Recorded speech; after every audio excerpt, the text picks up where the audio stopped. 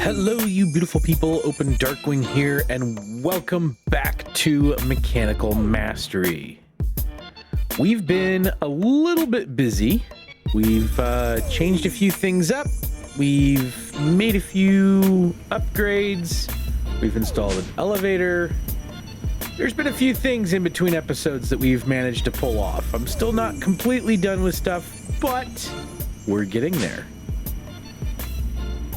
Today I wanted to talk about a couple of mods that are kind of near and dear to my heart that I love using, and one of them is these compact machines, and the other one is the PIPEZ mod and the filter destination tool. Now there's a lot of issues that people have run into with this filter tool and understanding how it works, so hopefully after today I'll be able to kind of break that down a little bit more and figure it out to help everyone kind of understand what's going on. So we've made this into a nice big square, and this is one of the reasons why I love the compact machines, but we're going to be decorating up here a little bit more. I've reassembled our windmill, although I've now made it a little bit different and max size. And everything kind of comes down through here, and then I've kind of wrapped this all the way around so that we can pull from it as needed if we need it. These machines I haven't put back together yet. We're going to be automating some things out of there, but yeah, we still have our steel going on. I do need to build back up our system for propagating all this stuff, but the big thing is compact machines. Now when you build a compact machine, it builds this wonderful room in kind of another dimensional area, and you can keep this thing chunk loaded while you're on simply by the FTB chunks manager. And this is awesome because you can climb the chunk, you can force load it and all that, and I have the outside base force loaded as well, so that when I'm out there this is loaded, when I'm in here out there is loaded. And here we have our system for fully automating our regular mechanical essences, and so these things are just automating up. They're having themselves some fun. We have all of our automations through here. They get smelted down and processed through. We have our steel production system over here, and we're utilizing these universal pipes to get everything. I do have some of the pretty pipes just to keep this from overloading, and so I just set this to 8, and it will give it a maximum of 8. And then it freezes up from here, and then as these fill up it locks out, and each of these has a storage downgrade built into it, so it only will hold 1 stack per thing, and we have that with all of them, so everything will only hold 1 stack, so that way we don't overproduce too much, but we have plenty in reserve. So that's the way that we are utilizing this. And then this mess is just to get some speed out of here, because I haven't built a system for this just yet. We need to make a few things for the auto deployers to make oh, what are they called? I think it's not a gearbox, it's like for, oh, here it is, the rotation speed controller, but it requires the precise mechanisms, and that requires this little setup to get an 80% chance of a precision mechanism. I will set this to autocraft at some point, There's fun ways of doing it. So that'll be kind of a fun thing to do at some point. But as it stands right now, we have an entirely automated system for all the way up to the regular mechanical essences and everything like that. So this is a compact machine, and there's different size compact machines that have come out, but we will talk about that in a minute. But this is kind of where we're at with the base. I need to restructure this automation system at some point. I need to get upgrades built, and especially muffling upgrades and everything else. So this is where we're at to start with. There's a couple of other things I'm going to talk about in a minute, and then we'll go into our kind of spotlighting a few of these mods, and we'll talk about what we're doing moving forward. We do have our obsidian being set up here, which is awesome. We've got a storage upgrade as well as a void upgrade. That's just simply a magma crucible being pushed into a blast chiller, and it works just fine to push that down, and then that's being piped into our system here. So we have all of our obsidian in here, so we're good to go. All right, so the compacting machines are real kind of simple. To get in and out, you use your personal shrinking device, which is fairly easy to make. And I'm not going to go into the recipes because based upon what your pack is what the recipe will be. But in almost all of them, they're pretty much the same. You make compact machine walls, which is in this pack, polished deep slate, gives you 8 of them, but that will differ based upon your pack. But you have your 5 different sizes. You have a tiny, which is 3x3x3, small, so 5s, 7s, 9s, 11s, and 13s.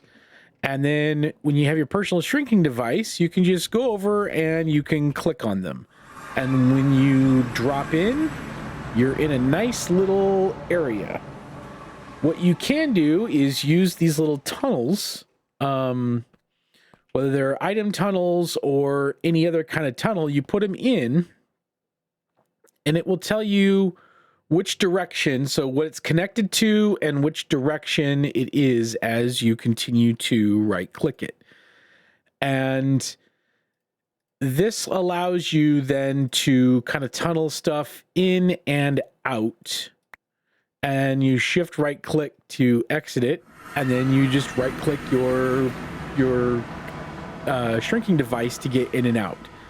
And so the nice thing about these things is that they're completely movable, so you can relocate them as you need to. They create all the way up to these large ones, which are just spectacular for building these things. And you saw it a little bit earlier when we were dealing with this, and they're perfect for that. And I haven't muffled any of this out yet. I did muffle all the machines out of the main area, but they're perfect for stuff like this, where you can build up a handful of things. I still have more space up high I can do, or I have this wall for a 3rd set or whatever. But they're amazing because you can put these kind of ugly large things in to a much smaller space and much smaller build. I'll probably put a few more of these compact machines in here, and I'll have signs or whatever to let you know what's where, what's kind of going on. But this is a great way of running things through, and a really nice way of being able to tunnel. And it's not just items that you can tunnel through. You can do fluids, and you can do energy as well. The one thing that I haven't played around with AE too much to figure that out, but getting these, for importers and cables and stuff, it doesn't pull through nearly as well And so there are little ways to kind of get refined storage if you want them in and out of there. Networks work really well if you build a network for it. And there are some other ways of manipulating through whether or not you want, items going in and out. And so, if you didn't want to build a network and you want to pipe items out, you could pipe items out into a interface and be able to either push items into a compact machine or out of a compact machine utilizing an interface type system. So I've been kind of playing around a little bit with that and a few other ways that way. But these compact machines overall are fairly cheap to give you a whole bunch of extra space in a one block area for a build. And they're spectacular for that purpose. I've done a lot of stuff, a lot of builds with compact machines. They're amazing. I absolutely love them. And I don't know what I would do without them. The other thing that, and this is a bug that is a lot with refined storage, and that is with the Philosopher's Stone. So if we want to make, say, ender pearls, which we're going to need to automate ender pearls at some point. So if we look at in this pack, we look at the recipe, it needs a Philosopher's Stone and 4 iron. The problem is that it doesn't auto run in. And so we run into a problem with being able to make pearls. This was solved by using a crafter. Now, these RF tool crafters are kind of awesome. So you can set a recipe in here and you can keep certain things, which is where this exit C. So the result of the crafting operation will go to the output buffer, which is here. But remaining items like buckets or whatever like that will stay in the input, which is where the Philosopher's Stone comes in. And this is where the crafter working with this is. So we have a crafter for ender pearls, which is a processing craft. So what you do is I told it to make an ender pearl. So you put 1 ender pearl here and I feed it 4 iron. And so this crafter, which is connected, and you can tell what these crafters are connected to because if you look at this, it's almost like an arrow pointing down. So we have 4 iron goes in, 1 ender pearl comes out. And that is what our pattern is set up as, because the 4 iron will come in here. And then because this thing knows to take the 4 iron plus the Philosopher's Stone, which is already in here, it adds it together and it spits out my ender pearl. And so if we look again at ender, and we'll pull out all of those. Now that we're empty, we have a little craft button, and we can tell it, let's make 10 ender pearls. So then if we look down here, you can see that it's feeding in the 4 iron, which then manufactures it, gives it out, and spits it back out through an importer. And we have our 10 ender pearls that way. So we've done it with that, and we've also done it with coal. So you put in 1 coal, you get 4 charcoal out. And that's because that is a recipe with here. So you set your recipe, you apply it, you make sure your Philosopher's Stone stays in here. As long as it's exit C, this will not remove the Philosopher's Stone and try to push it back out. It keeps it in here in the buffer. 4 iron directly in, gives it the ender pearl, easy peasy. And that is how you can kind of get around a little bit of that limitation with a tier 1 crafter from RF Tools and utilizing a processor processing pattern and a crafter. So one thing I love about the pipes mod is, one, we're using universal piping just because I don't have to worry about the weird colors, and I like the gray as well. Universal pipes are pretty much created from item, energy, and fluid pipes. You kind of mix those all together and you get the wonderful universal pipes, which I believe gives you gases. It does give gas as a byproduct as well, so you don't have to make gas pipes, but you get all of them. Anyway, these pipe upgrades, each tier of the upgrade upgrades things like tick speed and unlocks each of these different distributions, and the big one is the filter mode. And so you have these filters, you put in your item or your tag or your NBT data. You can do that as well, and you can either whitelist or blacklist, and then you can use this filter destination tool to set a destination. Now, if you take away one thing about the pipes mod and just have one thing that you take away from this, is that the filter destination tool not only selects a block, but it also selects the side that it needs. So you can't just click like this. Multi-servo press is an aluminum one. So if we look here, we have the aluminum ingot, and it gives the destination, so it gives the block, but it also gives a direction as a fourth piece of the puzzle. So you have the up, down, north, south, east, west. And that is very important, because if you don't trigger it that way, so you can see here, if we click that, it says destination set. And so we have a destination is locked to 1342 minus 1019 up. If I do this, and we'll say we'll go on the north side, and we set that destination, now the filter destination says north instead of up. And that is important for setting up these things, because it will only pull to a certain area, and it'll do it based on that cardinal direction. So when you set it the proper way, and you have the destination set up, and you add something in, you can set a item in. So let's say we're going to set these upgrades, and then you click the destination in there, and it sets the destination, and you can see that it's the U, so it would be up.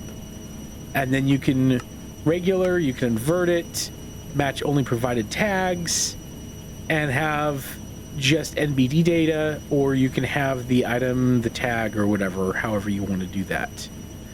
And so then you would add that. You can also filter mode from whitelist to blacklist. You can round robin it. You can do all sorts of fun random distribution, nearest first, furthest first, or round robin. All of those things you can set as a primary for the upgrade and for the filtering system. So we have everything, all of the ingots, the base ingots, are being sent into here for processing. So all 5 of them: tin, iron, nickel, bauxite, and copper. Those are all being dropped into here. And then we're pulling out on this side. We have an induction smelter, which is the iron and nickel, and we have an induction smelter, which is the copper and tin to make the bronze. So we have a filter over here that tells it to pull these certain items and where to put them, including this one, which is no longer being used because I ended up creating a new EMC link just for the steel production, because this wasn't keeping up. But these things all run through just fine. It pulls them out of there and pushes them back into here, into this one system, so that all of our ingots get lodged into here, and then we can pull the individual, all of these ingots that need to, out from here to be shoved down into this setup. And then from there, these are getting pushed out into these individual drawers, which are, like I was saying earlier, are locked with this downgrade so that we don't overload too much. And that's what then pulls these three, get pushed into here, get manufactured your basic mechanical essence. This is being exported directly into this drawer, which is then being pulled along with everything else into a basin. And then right now our slowest set is the steel. And as soon as the steel gear gets made, it throws in here and shoves out into this setup into our multi-servo press, which right now is being shoved back into EMC links. Once we have our tier 3 set up, then we will eliminate this process here and push it directly out. But filter destination tool and the pipes mod, this filter, the direction and the face that you click on makes all of the difference in the world for filtering out your items. Always, always, always make sure that you have the right face that you're going to use on the filter tool. That way you can push pipes out and push things into where they need to go. Very, very important. So where do we go from here? I think what we're going to do next is we need to automate the whole effigy system to be able to get to the point where we're then automating our improved mechanical essences. We're going to start working on that and kind of getting into, you know, some of that automation. But the other thing that I really want to kind of start getting into is some of this overhaul or processing. Now, the pulveritic catalyst to unlock the rest of this, we have to get to here, but for there we need the essence of darkness, and for that it kind of, we have to unlock and get into our end game, which means we'll have to unlock here, which requires a lot. But before we get to that point, we should be able to get through some of this purification side of things. And that's something that we might look into doing and dedicate an episode of getting into purifying and some of this massive ore duplication side of things that we can kind of maximize our EMC usage. Right now we're growing a lot of EMC, but we're not pulling out a lot of stuff and building up any of this stuff anymore. And that's something that we kind of need to do. But the other big thing that I want to do is get these effigies up and running, which means it's going to be a lot more crafters and auto crafting and just having some fun building these effigies. And it's not so bad. I mean, building the dormant of effigies, building a system for calcite, building the soul stones out, and then obviously our fluid encapsulators, making sure these are processing out each one of the effigies going through. And from there we can utilize the sawmill, which I think we kind of want to use this sawmill. I'm going to look into some of this other automation to see if we can, you know, push more stuff out than what we need to, or at least just unlock it. But I want to get the effigies automated up and running so that we can automate our improved mechanical essences and have these things kind of, you know, pushed through and run through so that we can just kind of move on. And then from there, Looks like we're going to be getting into the fission stuff. So fissile fuel production so that we can unlock our advanced and get to this point. There's quite a bit that we got to do to get to that point, but you know, fractioning stills, we have a bit further to go, but we need to at least get this going on, and then we can start working into some fish and fuel stuff. We'll get this up and running eventually. We'll just have to be very careful on radiation and all that fun stuff. Anyway, that's going to wrap us up today. I appreciate you guys sticking around and all the support. If you do like the content you see, or you kind of like to support someone who's kind of building up a little bit, I'd appreciate a like and a subscribe. Until next time, tell your family you love them. Be kind to one another. It's all uphill from here. Bye, guys.